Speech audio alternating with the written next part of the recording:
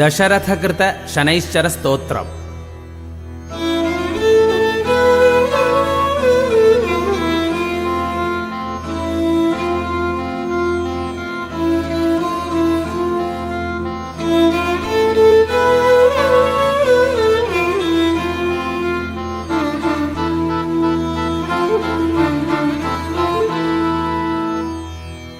ಕೋಣೋऽन्तको रौद्रयमोऽथ बभ्रुः कृष्णः शनिः पिङ्गलमन्दसौरिः नित्यं स्मृतो यो हरते च पीडां तस्मै नमः श्रीरविनन्दनाय.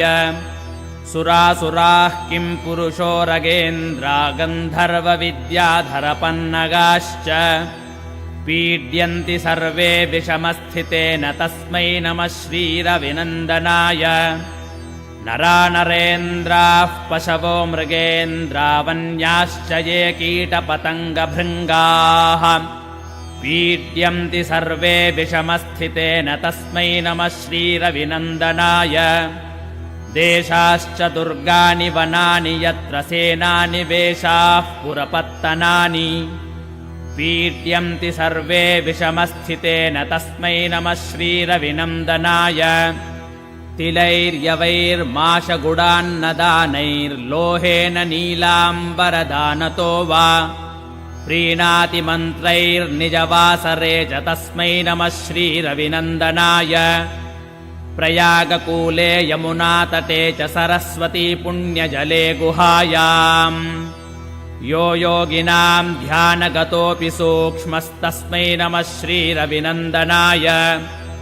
अन्यप्रदेशात् स्वगृहं प्रविष्टस्तदीयवारे सनरः सुखी स्यात् गृहाद्गतो यो न पुनः प्रयाति तस्मै नमः श्रीरविनन्दनाय. स्रष्टा स्वयंभूर्भुवनत्रयस्य त्राता हरीशो हरते पिनाकी एकस्त्रिधा ऋग्यजुः साममूर्तिस्तस्मै नमः श्रीरविनन्दनाय. शन्यष्टकं यः प्रयतः प्रभाते नित्यं सुपुत्रैः पशुबान्धवैश्च पठेत्तु सौख्यं भुवि भोगयुक्तः प्राप्नोति निर्वाणपदं तदन्ते. कोणस्थः पिङ्गलो बभ्रुः कृष्णो रौद्रोऽन्तको यमः सौरिः शनैश्चरो मन्दः पिप्पलादेन संस्तुतः. एतानि दशनामानि प्रातरुत्थाय यः पठेत् शनैश्चरकृता पीडा न कदाचित् भविष्यति.